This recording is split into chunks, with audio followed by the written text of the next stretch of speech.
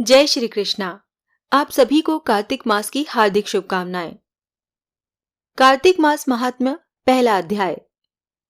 नैमिषारण्य तीर्थ में श्री सूत जी ने 88,000 शौनक आदि ऋषियों से कहा, अब मैं आपको कार्तिक मास की कथा विस्तार पूर्वक सुनाता हूँ, जिसका श्रवण करने से मनुष्य के सभी पाप नष्ट हो जाते हैं और अंत समय में बैकुंठ धाम की प्राप्ति होती है।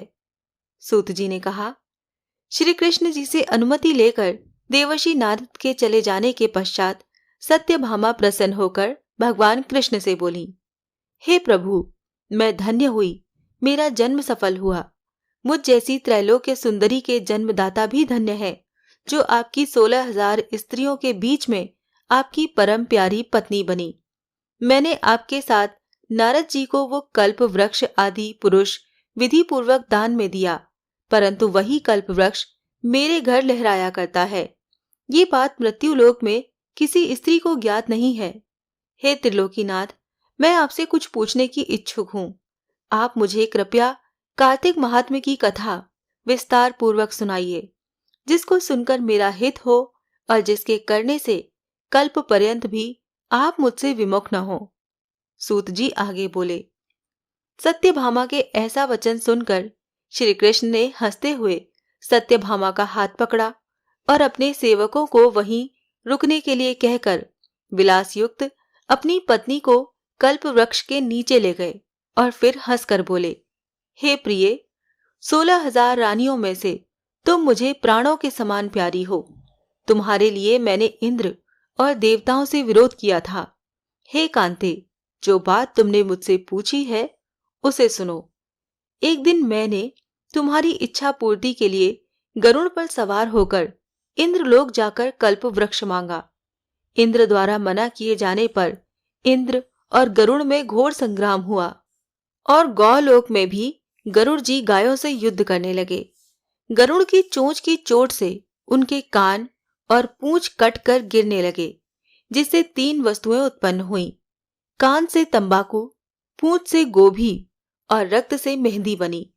इन तीनों का प्रयोग करने वाले को मोक्ष नहीं मिलता। तब गायों ने भी क्रोधित होकर गरुड़ पर वार किया, जिससे उनके 3 पंख टूटकर गिर गए। इनके पहले पंख से नीलकंठ, दूसरे से मोर और तीसरे से चकवा चकवी उत्पन्न हुए।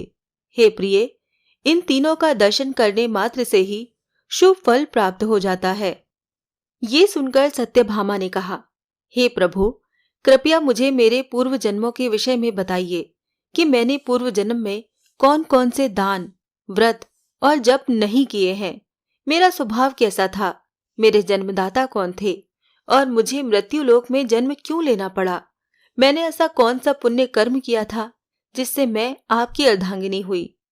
श्री कृष्ण ने कहा, हे प्रिय, अब मैं तुम्हारे द्वारा पूर्व जन्म में किए गए पुण्य कर्मों को विस्तार पूर्वक कहता हूँ, उसे सुनो। पूर्व समय में सतयुग के अंत में मायापुरी में अति गोत्र में वेद वेदांत का ज्ञाता देव शर्मा नामक एक ब्राह्मण निवास करता था। वो प्रतिदिन अतिथियों की सेवा, हवन और सूर्य भगवान का पूजन किया करता था। वो सूर्य के समान तेजस्वी था। वृद्धावस्था में उसे गुणवती नामक कन्या की प्राप्ति हुई। उस पुत्रहीन ब्राह्मण ने अपनी कन्या का विवाह अपने ही चंद्र नामक शिष्य के साथ कर दिया। वो चंद्र को अपने पुत्र के समान मानता था और चंद्र भी उसे अपने पिता की भांति सम्मान देता था। एक दिन वो दोनों कुश और सुमिधा लेने के लिए जंगल में गए। जब वो हिमालय की तलहटी में भ्रमण कर रहे थे, तब उन्हें एक राक्षस आता हुआ दिखाई दिया। उस राक्षस को देखकर भय के कारण उनके अंग शिथिल हो गए और वो दोनों वहां से भागने में असमर्थ हो गए। तब उस काल के समान राक्षस ने उन दोनों को मार डाला।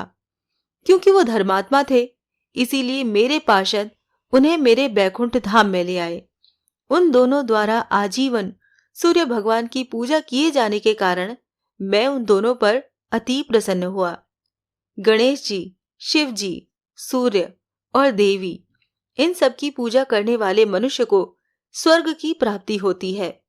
मैं एक होता हुआ भी काल और कर्मों के भेद से 5 प्रकार का होता हूँ, जैसे 1 देवदत्त, पिता, भ्राता आदि नामों से पुकारा जाता है। जब वो दोनों विमान पर आरूढ़ होकर सूर्य के समान तेजस्वी, रूपवान, चंदन की माला धारण किए हुए मेरे भवन में आए तो दिव्य भोगों को भोगने लगे।